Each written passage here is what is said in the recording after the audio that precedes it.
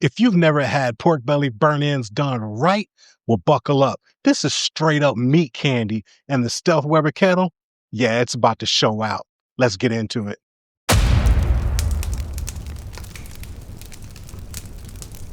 So that's right. Today we're making pork belly burn ends. We're talking Stealth Weber Kettle, harder charcoal, post oak smoke, and a sweet sticky glaze that'll change your life. So here we go. All right, so to get this recipe started off here, I just got a piece of pork belly here that I got from my local grocery store. And so I just cut a chunk of it off, and that's what we got here. Now we're going to get it seasoned up. Now, I'm not going to use a binder per se, meaning, a oil or mustard or anything like that, but I am going to use water. So because this is not tacky enough to my liking, I'm just putting a little bit of water on here, and that is just regular water, nothing in that water, just water. All right, so now that we got this water on here for our binder, we're going to get the seasoning. And we're going to start with that 16 mesh black pepper. So we're going to get a good coat on there for this. And I'm starting on this meat side here because this is not my presentation side. This is, the bottom side per se when we're going to be cooking. So we're just going to get this all seasoned up and get a good little coat of black pepper on here and pat it in. Now, our flavor profile that we're going to be using today is going to be that Uncle Steve shake, and it's going to be the magic ribs. So we're going to get a coating of magic ribs put on here. All right, and we're getting a good little coat on here. We're going to coat all the sides as well. All right, and we're going to just give that a good pat in as well, press it in. And then our second flavor profile, we're going to come back is that Uncle Steve shake, and this is going to be the smoke bomb. So we're going to get some smoke bomb put on as well. Again, seasoning all over pretty liberally, and we're going to press that in as well. All right, and then we're just going to flip this guy over, and we're going to do the same thing here onto the fat side of this. Again, with that water, our black pepper, and our two Uncle Steve shake rubs. All right, folks, so now that we got our pork belly all seasoned up and it's ready to go on the grill, we're going to get it on. So today we're going to be using our Stealth Weber Kettle along with that harder charcoal. And we're going to light it up with the harder charcoal fire starter. Then we're going to be loading this into our Slow N Sear today. And we actually are going to put some water into our water trough today because we're doing a slower, lower cook for this pork belly. We're going to be using some post oak wood chunks for the flavoring today. And I'm going to put some aluminum foil underneath our protein so that we can catch those drippings to make for an easier cleanup. Get the cast iron grate on, get the lid on, and adjust our vents, and we are good to go. Again, the bottom vent always wide open on my weather kettle, and the top vent is going to be probably 3/4 of the way open right now while it comes up to temperature. And so now you understand how we got our grill set up. So let's get this pork belly on. All right, let's get the lid off here. All right, so pork belly is going on right here again over our aluminum foil. And we are good to go. Now, again, we're doing a slower and a lower cook today. We're going to probably target temperatures somewhere around 250 degrees, 225, 250 degrees. And we're going to smoke this pork belly through. And I'll bring you guys back here in a little while. All right. And again, we're going to have our vents here. I'm going to go full close so you can see there. And then I'm going to go probably half open right now. And there you go. All right, so we just got our pork belly onto our Weber kettle here. Again, we're smoking it with the post oak wood to get that flavor, and it smells phenomenal already. But we're looking to be around 225 to 250 degrees for you guys that really want to know temperatures. Again, a slower and lower cook today. That's why we added the water in to act like a heat sink to hold our temperatures down. We started with a small amount of charcoal lit so that it can snake across. And that's why we got the Slow N Sear set up the way we did it. Now, what we're going to do is just let this smoke away. I'm going to bring you guys back periodically with checkpoints just to kind of give you cues as to what to look for. Normally, when I'm cooking just to cook, I don't really open the kettle or any grill when I'm cooking like that. I just let it go, for a good amount of time, just based on experience. But again, I'll bring you guys back and we'll take a look at our pork belly in a little while. All right, so we just hit our 1 hour mark here, and I just want to kind of give you guys a look for those of you that are not so familiar with, smoking pork belly or any meat really, because what we want to do here is we're checking for our bark. You don't want to put any spritz on it. I know it kind of looks like it might be a little on the dry side right now, and you might, want to spritz it, but I'm telling you, fight the urge, don't spritz. You want to make sure that your rub is set, just like when you're doing brisket or anything else. And what that means is if you rub your finger on it and you can feel the rub kind of moving around, it's not ready for you to put a spritz on. So again, we're 1 hour in. We're not really ready to spritz it yet. I happen to know that, but just wanted to make sure I showed you guys that weren't as familiar with this.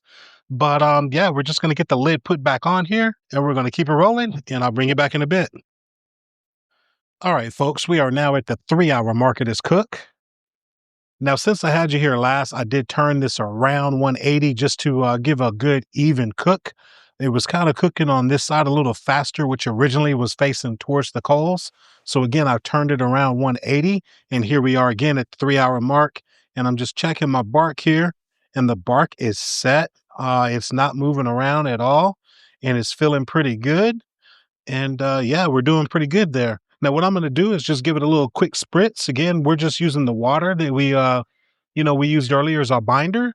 You could use apple cider vinegar, apple juice, that type of thing, whatever you want to use for your spritz if you like. I'm just using a little water here. Again, water or moisture is going to help attract that smoke to that pork belly. And now we're going to get our lid put back on and I'll bring it back in a bit. All right, so again, we just passed our 3 hour mark here on this cook and got it spritzed down. Now, what we're looking for now to know that we're done and ready to move on to our next step is our tenderness. I don't care about a temperature. Again, pork is ready to eat 145 degrees. We're past that. What we're looking for now is tenderness. So think of it kind of like when you're cooking a brisket. We don't care about a number. We're going for that tenderness right now, okay? So that's what we're going to be looking for. I'm going to just let this keep going and I'll check back periodically and just check my tenderness. I won't bring you guys back, and bore you with it, but I'm going to just get it to the tenderness. Once I get to that tenderness, I'll bring you guys back and we'll move on to our next step. Get these pork belly burn-ins done, baby. Hey folks, if you're finding some value in this content, or at least you're entertained, then make sure you give us a thumbs up and subscribe to the channel, as it really does help us out to be able to bring content just like this to you. Enable that bell so that you get notified of every time we upload a video. All right, let's get back to this cook. All right, so we got our pork belly off of the grill now. It took me about 5 hours to get the pork belly to the tenderness that I was looking for. And like I said, once we got to that tenderness, we went ahead and pulled it off. And now I've got it resting. So while the pork belly is resting, we're going to go ahead and get our glaze together that we're going to put on these pork belly burn ends. So let's do it.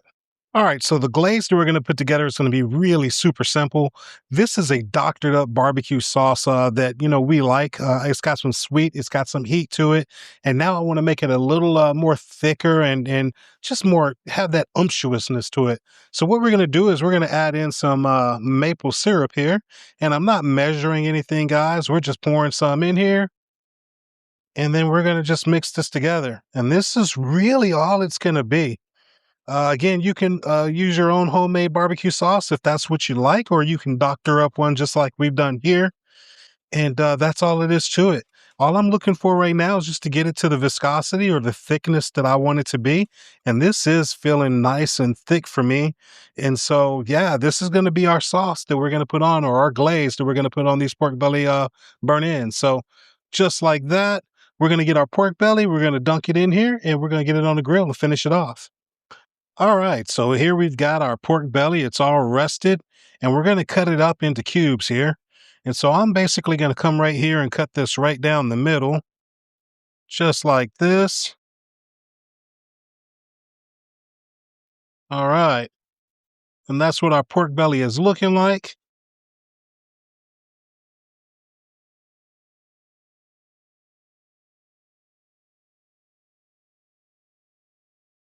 All right, so we got our pork belly burn ends here, and we're just going to dunk them in our sauce or our glaze, just like that. And we're going to set it in our tray.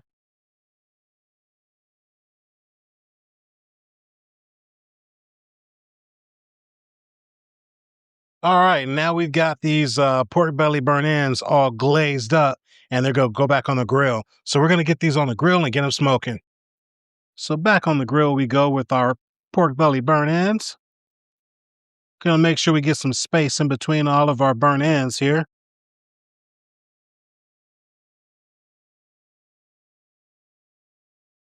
All right, so there we go. We've got all of our burnt ends back onto our grill, and we're basically going to just let them kind of smoke away here, and we'll be able to get them off here in a little bit. So I'll meet you guys back at the block once I get these burnt ends off.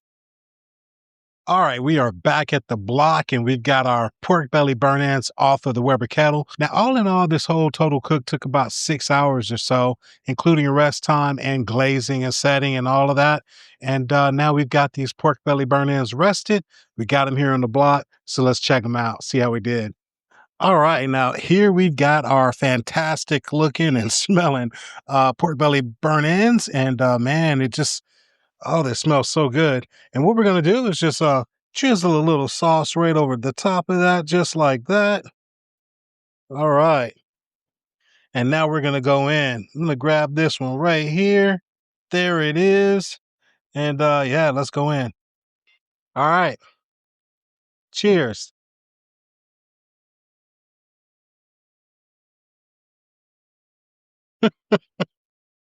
Oh man. Mmm. Damn it, man. All right. Hey, that is one fantastic tasting pork belly right there. I mean, the sweet and the heat, that sticky, just all of that is coming through on it. This was a fantastic cook. And, guys, hey, if you want to see more cooks like this with that Dogfather twist, man, make sure you subscribe to the channel. I'm not going to keep talking. I'm about to get into these pork belly burn ends. So I'm going to see y'all in the next video. I'm out. Peace. Hmm. Mm.